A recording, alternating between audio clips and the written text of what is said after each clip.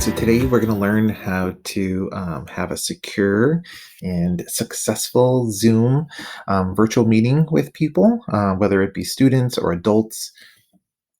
So, the first thing you want to do is after you get it started, assuming you've installed Zoom, so you've gone to the Zoom website, and then when you install it, it'll be an app if you're using it on the computer. For me, you can find it down at the bottom. I could just type in Zoom and it'll start there. So I can start it that way. There's another way kind of going about it. So once we're on this screen here, I got two ways of starting a meeting. One, I can start it on the fly or I can schedule a meeting. So let's say we were going to schedule a meeting. I can type in my date and time that I'm going to have it. Now, all this stuff in here, you generally want to keep defaulted. Now, things right now, the default settings are to be the most secure. So, for example, like the video and for both you and the participants will be turned off by default. You can go in once you're in the meeting and turn those on, but they'll start off turned off. And then some other advanced things down here, enable waiting room, we want that. And mute participants on entry, we want that as well, right? So waiting room, that allows the participants to come in and be in this holding spot, and only those that you allow will then to come into the meeting. So you can control who's coming into the meeting and who's not, and it's going to be by their name and stuff in there. So that'll be something to kind of look for. And then to mute participants on entry, that means that you can mute people coming in, and you can control that within the environment to be able to mute people too and stuff. So all that stuff. We want to start off kind of in this way, especially keeping that. So if I click schedule, then it is on the web browser going to bring you to this screen, which means it's going to try to log into my Google Calendar in this case and try to add Zoom schedule to it. So I don't really need that right now. So I'm going to jump back to Zoom here. And on this screen, I can see I have that meeting scheduled. It'll also show up here under meeting. So whichever way you want to go, I can copy this invitation, and then I can go into like my mail if I'm going to put it that way, and then I can kind of paste it and send it to who I need to. So in this invitation, you get the link that directly takes you to your meeting, which has both the meeting ID and the password kind of embedded within it. Or if you, for people to manually type it in, is the ID and password down here as well. Now, just, think about where you're posting this, because the more public more public place that you post this, the more accessible it will be for other people. So in ideal situation, you just want to message directly the people who you want to join the meeting. And so if you do put it in somewhere a little more of a public place, like for example, in let's say on your website, then you can use that waiting room to help control kind of who comes in. But you can use things like Jupyter grades or email or any kind of other messaging the platform that you have. You could put the link in your Google Classroom, so that way it's not being shared out into the public. It's being somewhat controlled in there. So that's kind of the first tip, is really think about where am I posting the information to get access to my meeting.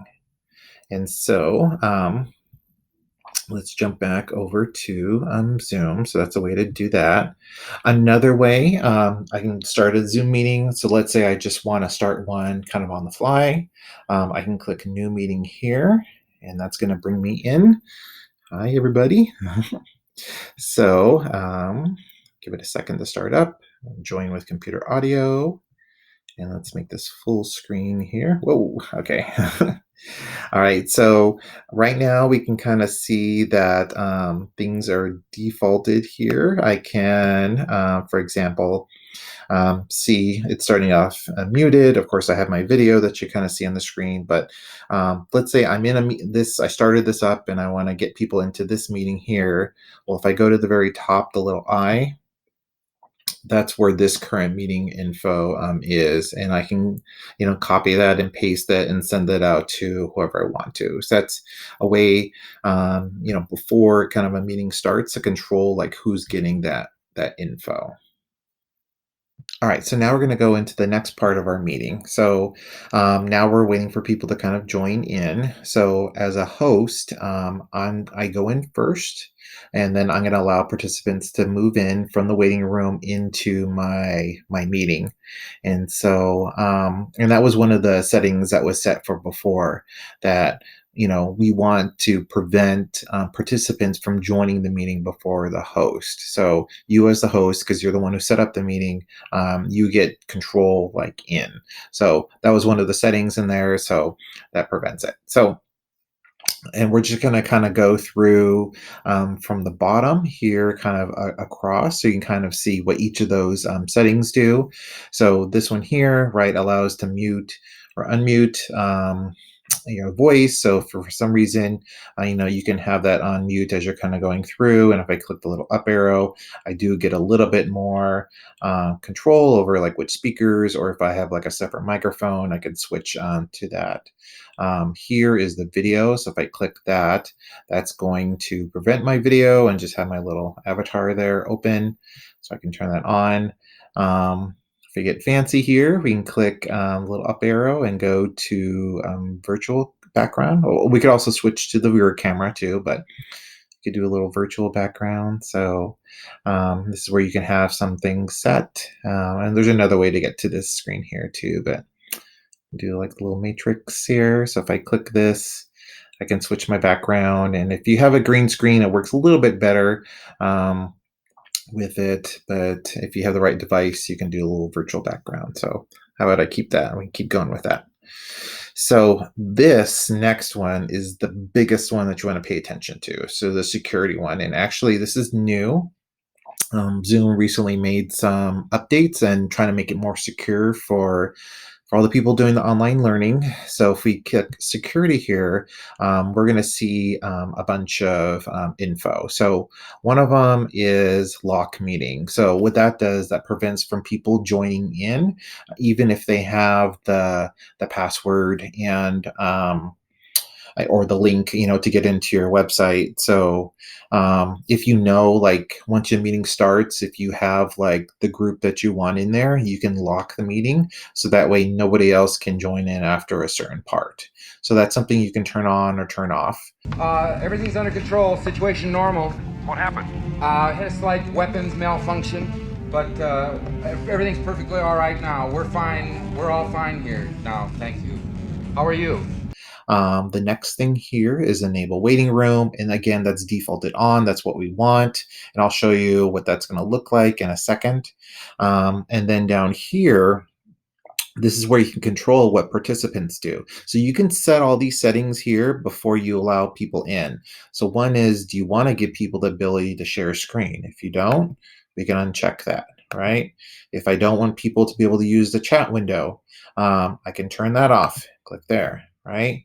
If I don't want people to change their name in the middle of the thing, I can click that and take that off, right? Because you're going to want to know, they're going to be putting their name in, and that's what you're going to recognize in the waiting room. So you want to have that name, but then once they're in, you don't want them to be able to go in and change their name, right, to something else. So we can prevent all that stuff. And then if you need to kick somebody out, you can click on that, and then it'll bring up over on the side here the list of participants, and we can check them out.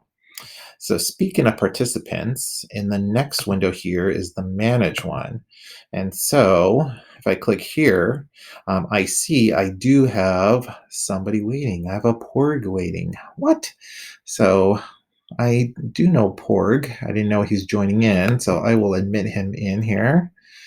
And let's see what happens. So I'm going to allow him to go in. And oh, it's coming up. He's coming in here. Oh, and there he is. Hey, there's Porg there. So I can see Porg, right? So I could see again in terms of video, what's turned on and off for him. I could see that off to the side. So a couple things. One over here on this side, I could see I have the mute all or unmute all. So if I have a bunch of people in there, and let's say they have their things on, I could click mute all, and that will mute everybody. But then notice here what pops up is the ability to allow participants to unmute themselves. So if you, again, you don't want people to kind of just unmuting themselves or yelling things out, whatever, I can control that. I can click to allow. In this case, this would unallow them. So, and then it says current and new participants will be muted. So if I have people joining in after the fact, then they won't be able to come in and unmute themselves. That kind of moves forward. And then down here, if I click the three little dots, that's where I can also change those settings as well. Mute participants on entry, and then they can allow to unmute themselves. So I can control, whether they're allowing them mute themselves or not. I can go in as the host. I can go in and unmute people individually too, or I can unmute everybody all at once. Again, I can control all of that. So here, if I click chat, is the chat screen. And so I can click off actually the manage one. Here's the chat screen here. And again, you can control whether this is turned on or off for people, whether you want people to have a chat group or not. I do want to tell you too, you can control. So notice here, I can send a message to somebody.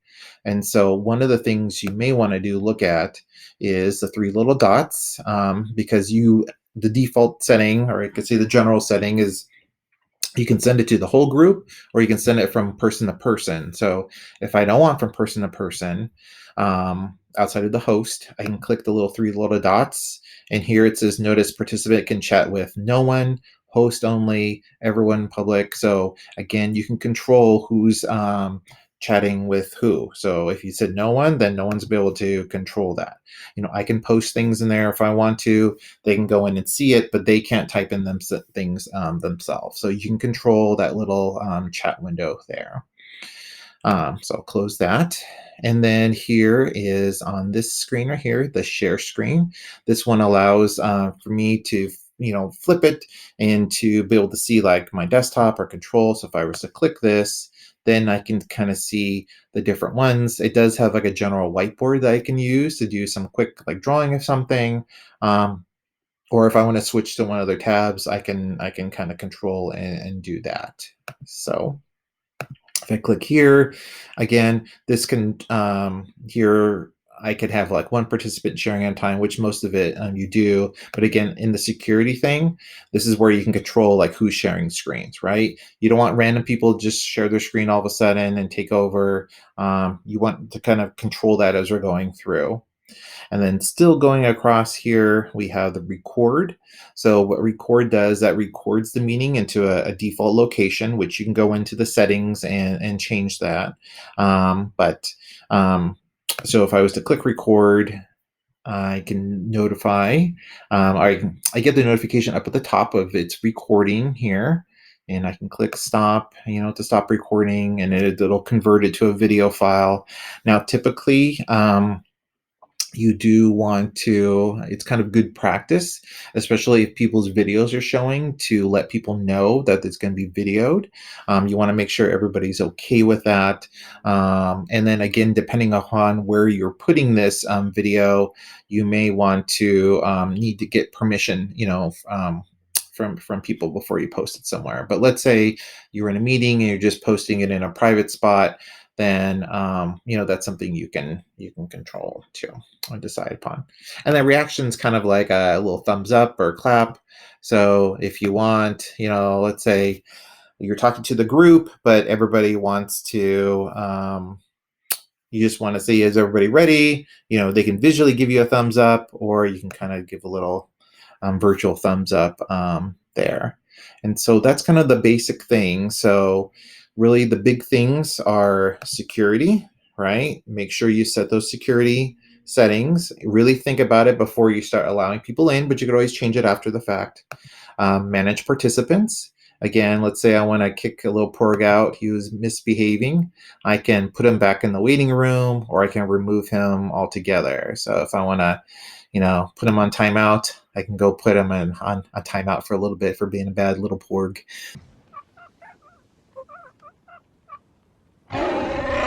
And then once he's okay, I can admit him back in and stuff in there. He could think about what his life choices on there. So security, manage participants, again, mute all, 3 little dots.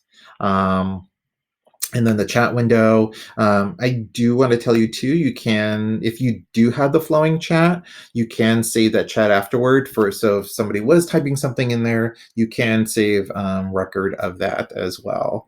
So, again, it's not as scary as it may seem on there. So please, I would start with maybe a couple teacher friends of you guys. Just kind of like maybe you want to have like a little grade level meeting. Take turns running the host.